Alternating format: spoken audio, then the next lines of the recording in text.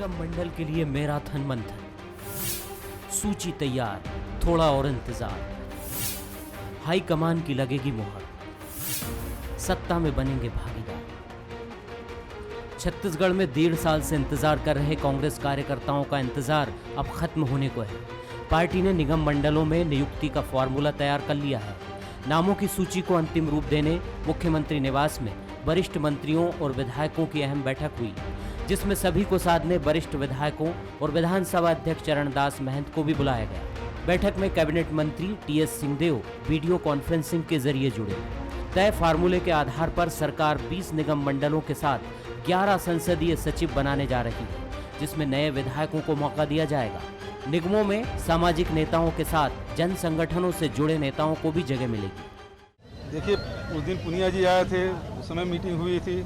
आज फिर सभी सीनियर लोगों के साथ बैठ रहे हैं, रायशुमारी करेंगे, उसके बाद हाईकमान से अनुमति लेंगे, उसके बाद डिक्लेयर होगा, बहुत जल्दी हो जाएगा। कांग्रेस की इस कवायद को बीजेपी ने अपनी उधेड़-बुन बताकर सवाल उठाए हैं। बीजेपी के मुताबिक कांग्रेस सरकार को कोरोना महामारी की बजाय अपने कुनबे की ज्यादा चिंता है। देखिए, निगम मंडल बनाना इनका अपना, सरकार का अपना विषय है कि वो कैसे बनाए, किन लोगों को बनाए, कहाँ पे बैठाए, ये सरकार का काम है। लेकिन ठीक है, इनके कार्यकर्ता भी अब बहुत ज़्यादा हताश निराश हो गए हैं। पुनिया जी आते हैं, चल देते हैं, फिर पेपर में छपता है, टीवी में देखते हैं, नया कपड़ा सिलाते हैं, फिर उसको पेटी में रख देते हैं। तो ये क्रम चलता रहेगा, कोई बहुत उसके अंदर विशेष बात नहीं है। 15 साल बाद कांग्रेस को सत्तासीन करने में योगदान देने वाले नेता पिछले 1.5 साल से सत्ता में भागीदारी का इंतजार कर रहे थे। लेकिन एक के बाद एक चुनाव और कोरोना महामारी के कारण नियुक्ति टलने से नेताओं में असंतोष की खाई गहरी होती जा रही थी, जिसे मुख्यमंत्री भूपेश बघेल ने समय रहते भाप लिया। अब मैराथन मंथन के बाद सूची तैयार है। नियुक्ति होने में आने वाले दिनों में बस आला कमान की मुहर का इंतजार रहेगा।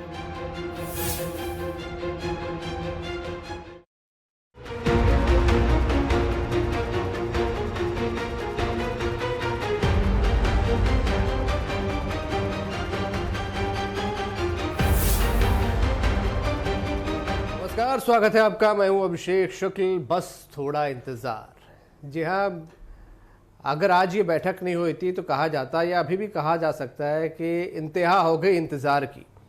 दरअसल 1.5 साल से ऊपर का वक्त हो गया है निगम मंडल में नियुक्ति की बाट जोते जोते। कार्यकर्ताओं का उत्साह कई बार ऊपर चढ़ा, कई बार नीचे आया, फिर ऊपर चढ़ा, फिर नीचे। हाल में पुनिया जी के दौरे के बाद लगने लगा था कि बहुत जल्द नियुक्ति हो जाएगी, लेकिन फिर आज एक बैठक हुई। हालांकि कहा जा रहा है सूची तैयार हो गई है, आला कमान को जल्द भेजी जाएगी। लेकिन कार्यकर्ता जो थोड़े उत्साहित थे वो थोड़े शांत हो गए हैं। हालांकि इस 1.5 साल के वक्त के बीच दावेदारों की भीड़ भी काफ़ी लंबी चौड़ी हो गई है और उम्मीदें भी शायद बहुत ज़्यादा बढ़ गई हैं। और लेट हुआ पूरा मामला, इसलिए विपक्ष को यानी बीजेपी को भी तंज कसने का मौका यहाँ पर मिल गया कि कपड़े सिलाते हैं और फिर वापस रख दिया जाता है। तो स्वाभाविक सी बात है, विपक्ष है, थोड़ा कमेंट तो करेगा ही, लेकिन कार्यकर्ताओं की क्या स्थिति है? क्या जो बैठक आज हुई उस बैठक में फाइनल मुहर लग गई है? बहुत जल्द नियुक्तियां होंगी या और अभी इंतजार करना होगा? सवाल इसी पर होगा, चर्चा इसी पर होगी। खास मेहमान हमारे साथ हैं, सुशील आनंद शुक्ला जी हैं कांग्रेस से, बहुत स्वागत है आपका। केदारनाथ गुप्ता जी हमारे साथ बीजेपी से जुड़ेंगे और स्टेट एडिटर धनविंद जायसवाल जी हमारे साथ हैं। सुशील जी, बस थोड़ा इंतजार, और कितना इंतजार आप मान के चले?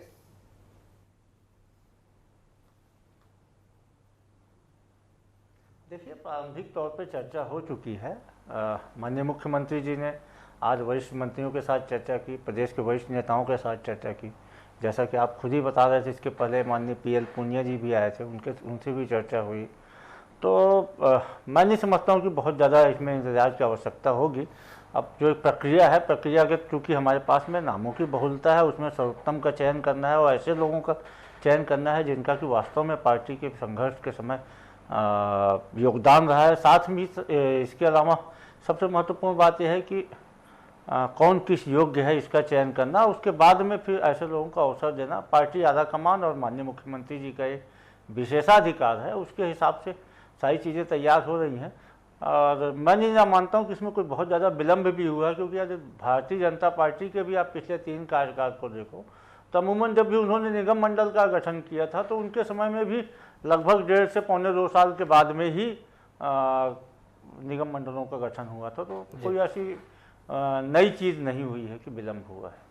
चलिए, मैं केदार जी से भी कमेंट एक ले लेता हूँ। केदार जी, बहुत जल्द अब नियुक्तियां हो जाएंगी, आप लोगों को अब तंज कसने का मौका नहीं मिलेगा। बार बार आप लोगों ने तंज कस के नमक में मिर्च लगाने का काम किया था।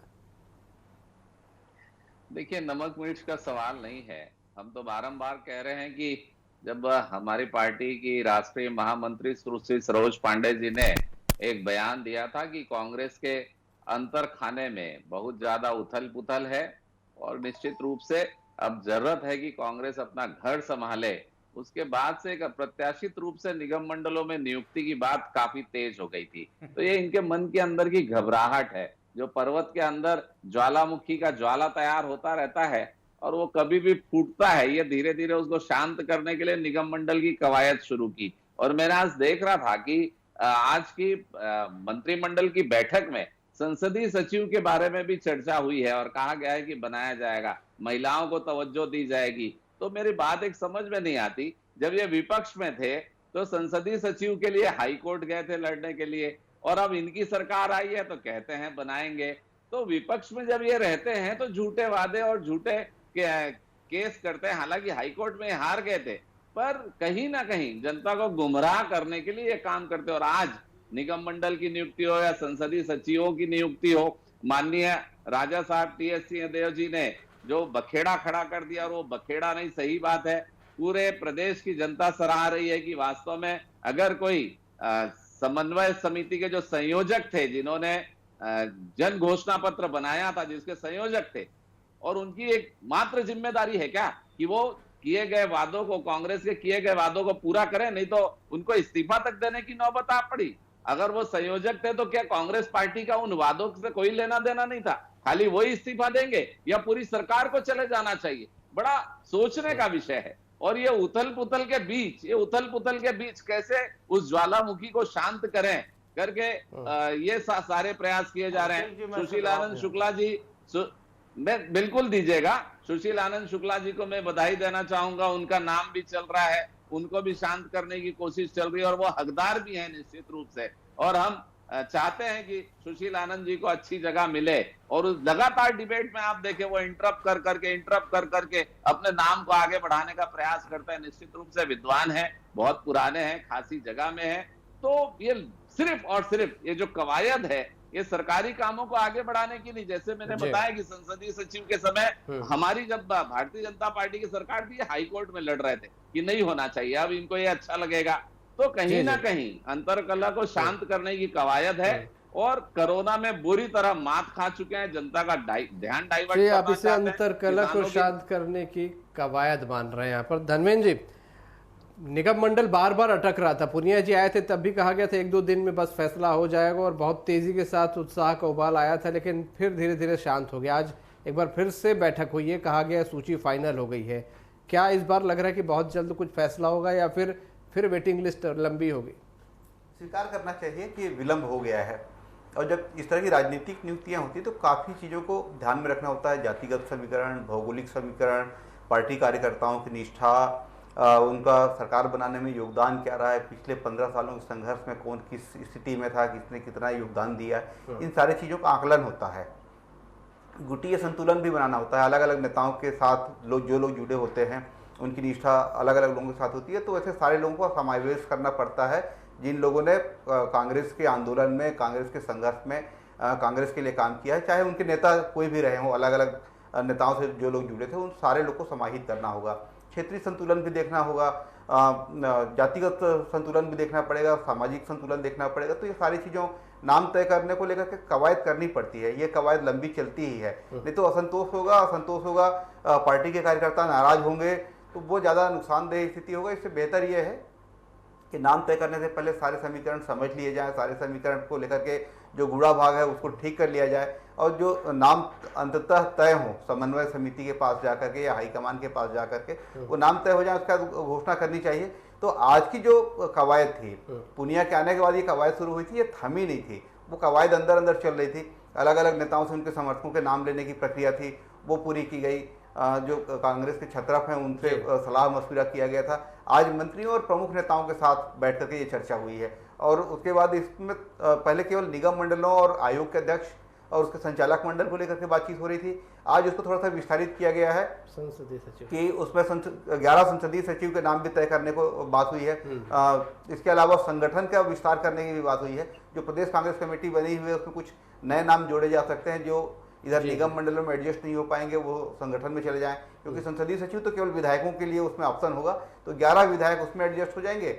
और तो चूंकि एक बड़ी कवायद वाकई होती है, क्योंकि एमएलए ही होंगे, ये तय बात है।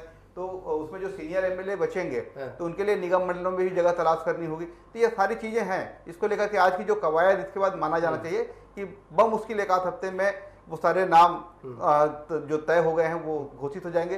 पहली लिस्ट तो आ ही जाएगी जिसमें कम से कम 15-20 नाम होंगे। इसके बाद फिर वो उसका विस्तार होता रहेगा, फिर दूसरी सूची, तीसरी सूची, ये क्रम चलता रहेगा। दिक्कत यहाँ पर इसलिए क्या सुशील जी आपसे जानना चाहूँगा आई कि क्योंकि ये चीज़ें लंबी खिंच गई यहाँ पर कि चुनाव आते गए और कहा गया चुनाव के बाद किया जाएगा, फिर अभी ये मरवाही के उपचुनाव की बात आ गई है। तो क्या अगर ये सरकार बनते साथ ये फैसला ले लिया जाता, कुछ पद दे दिए जाते तो ज़्यादा आप लोगों के लिए आसानी होती है? वक्त गुजरता गया और दिक्कतें बढ़ती गई, फहरिस्त भी लंबी हो गई। नहीं अभिषेक जी, कहीं से कोई मैं नहीं समझता हूँ कि देरी वाली बात है। पार्टी की सरकार बनी, लंबे संघर्ष के बाद पार्टी की सरकार बनी, उसके बाद सरकार की प्राथमिकताएं थी। हमने जन घोषणा पत्र में जो वायदे किए थे उन वायदों को पूरा करने की प्राथमिकताएं थी। आज देखिए, हम गर्व के साथ आज कांग्रेस का कार्यकर्ता यह कह सकता है कि उसने अपने उसकी जो जन घोषणा पत्र में वादे उसकी पार्टी ने किए थे, हमारी पार्टी ने 36 में से 22 वादों को पूरा किया। अभी माननीय भारतीय जनता पार्टी के प्रवक्ता बोल रहे थे कि आदरणीय TS सिंहदेव जी ने इस्तीफे की पेशकश की।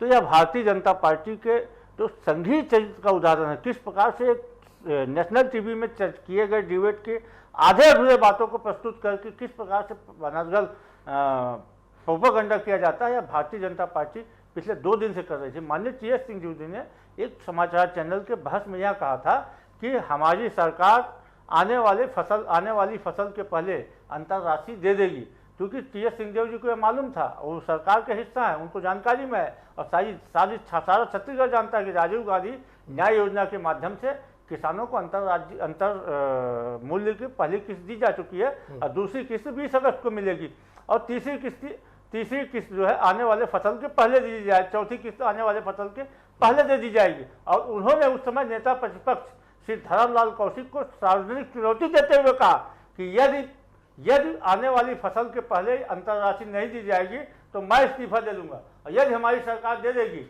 तो क्या आप भी इस्तीफा दोगे?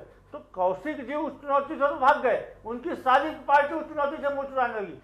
दरअसल श्री TS सिंहदेव ने कांग्रेस की अपने वादे को पूरा करने की प्रतिबद्धता की गारंटी के तौर पर इस्तीफे की बात कही थी। भारतीय जनता पार्टी से मुंह छुपाने वाली बात नहीं की थी। जैसा कि भारतीय जनता पार्टी के हमारे मित्र अभी उद्धृत कर रहे थे, अब भारतीय जनता पार्टी के बड़े बड़े नेता 3 दिन से मगन हो रहे थे। TS सिंहदेव जी की बात सामने आ गई, उस टीवी चैनल के उस टीवी डिबेट में जो चीजें हुई थी उसकी क्लिपिंग सार्वजनिक हो गई। अब भारतीय जनता पार्टी का जो एक झूठा चरित्र था वह उभर कर सामने आया है। हमें गर्व है कि हमारी पार्टी ने जो वादा किया था उसको पूरा किया। उसको पूरा करने के लिए इनके सरकार की औरंगेबाजी के बावजूद 25 रुपये धान की कीमत एक साथ क्यों नहीं मिल पाई? इसलिए नहीं मिल पाई कि नरेंद्र मोदी की सरकार हम आपका सेंट्रल पूल का चावल नहीं लेंगे ऐसी संघीय ढांचे में व्यवस्था का दुरुपयोग करके राज्य सरकार के ऊपर में औरंगेबाजी लगाकर उसमें बाधा पैदा की। और इसी मजबूरी में आज ये जो चर्चा हुई है, आज चर्चा के बाद कहा जा रहा है महिलाओं को भी जगह दी जाएगी और संसदीय सचिव का भी जिक्र आया है। संसदीय सचिव का आप लोग विरोध करते रहे हैं, इसे किस तरीके से मैनेज करेंगे, किस तरीके से आप लोगों की लिस्ट आएगी? मैं आज भारतीय जनता पार्टी से पूछना चाहूंगा कि जब आप 3 के तीनों कार्यकाल में 15 साल तक संसदीय सचिव बना के रखे और हम विरोध कर रहे थे, ठीक है, तब आप इसको न्यायोचित बता रहे थे। हाई कोर्ट में जाके हाई कोर्ट ने इस हमारे पिटीशन को खारिज कर दिया। हम शांत हो गए, भैया हाई कोर्ट का निर्णय सर्वोपरि है। यदि अदालत का निर्णय आ गया, फिर यदि किसी मामले में अदालत का निर्णय आ गया तो अदालत ने जो गाइडलाइन दे दी वो कानून है, वो उसमें किंतु परंतु नहीं लगाया जा सकता। हम सुप्रीम कोर्ट में गए तो सुप्रीम कोर्ट ने हमारा पिटीशन स्वीकार नहीं किया गया, मतलब हाई कोर्ट का निर्णय सर्वोपरि।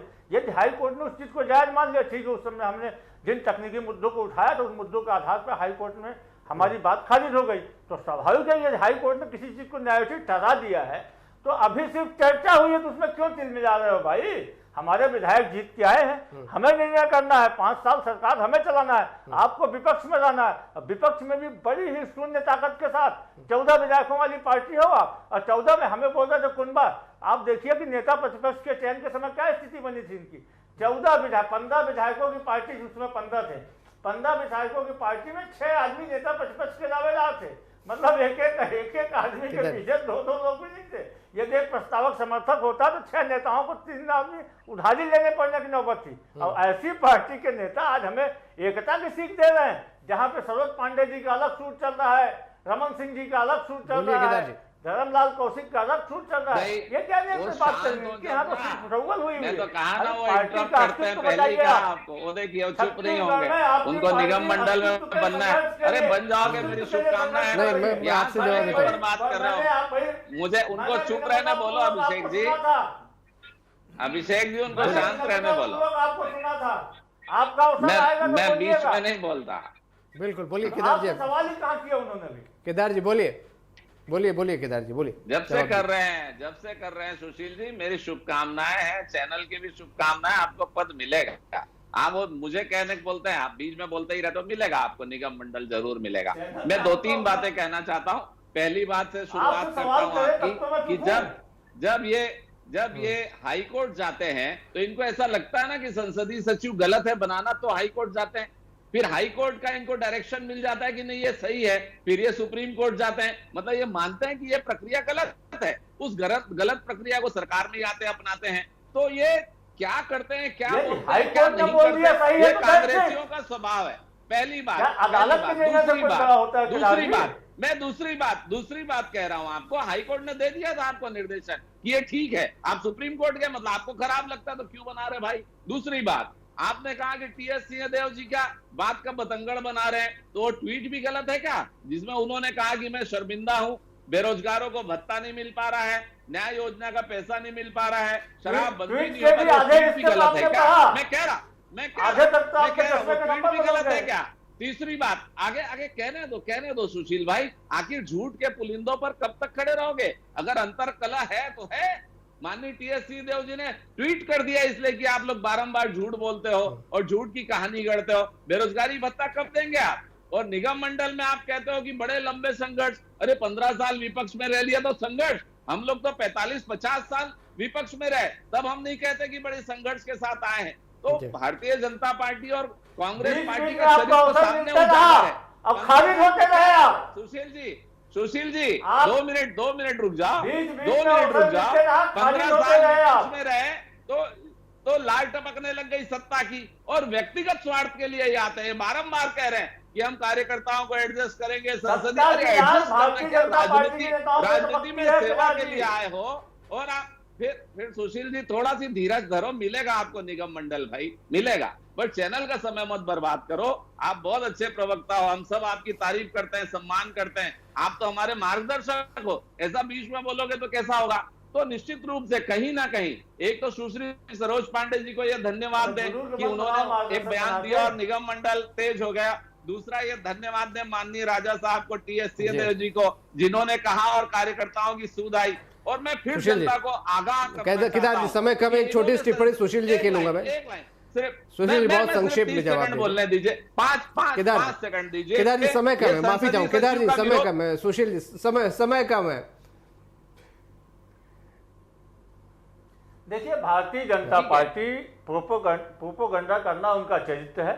लोकतांत्रिक प्रक्रिया में निगम मंडलों में सामाजिक कार्यकर्ताओं, राजनीतिक कार्यकर्ताओं की नियुक्ति की एक परंपरा रही है। उसका कारण यह था कि ताकि ये जो हमारे निगम मंडल है वहां पे भी एक डेमोक्रेटिक पद्धति, जनता के बीच का बैठा हुआ एक प्रतिनिधि जाकर मुझे 5 सेकंड दीजिएगा सिर्फ। निसंदेह हमारे कार्यकर्ताओं को उसमें नियुक्ति की जाएगी। प्रक्रिया शुरू हो गई है, बहुत शीघ्र नियुक्तियां की जाएंगी। माननीय मुख्यमंत्री जी ने जैसा कहा था, और यह कोई किसी भी प्रकार का विलंब नहीं हुआ है। भारतीय जनता पार्टी का आप रिकॉर्ड उठा के देखिए, पिछले 3 कार्यकाल में हर बार नियुक्तियां 1.5 से 2 साल बाद हुई। केदार जी की खुद नियुक्ति मेरे ख्याल से 2-2.5 साल बाद। जी बहुत संक्षेप में 10 सेकंड में, आपसे समय कम है। क्या इस नियुक्तियों के साथ सब कुछ समाप्त हो जाएगा? जो इंतजार था समन्वय हो जाएगा? नहीं, नियुक्तियों की अभी पहली सूची आएगी।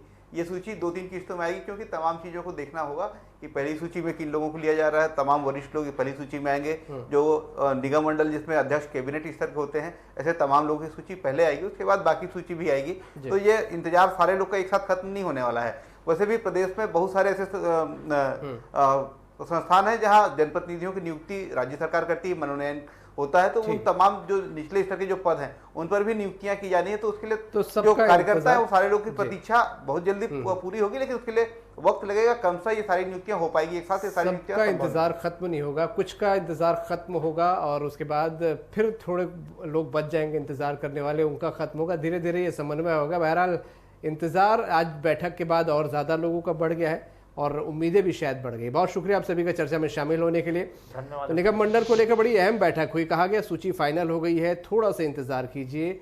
अब जो पहली सूची आती है तब देखना होगा ये सूची कब आती है और किसका इंतजार पहली सूची के बाद खत्म होता है। आज के मुद्दा में इतना ही। नमस्कार।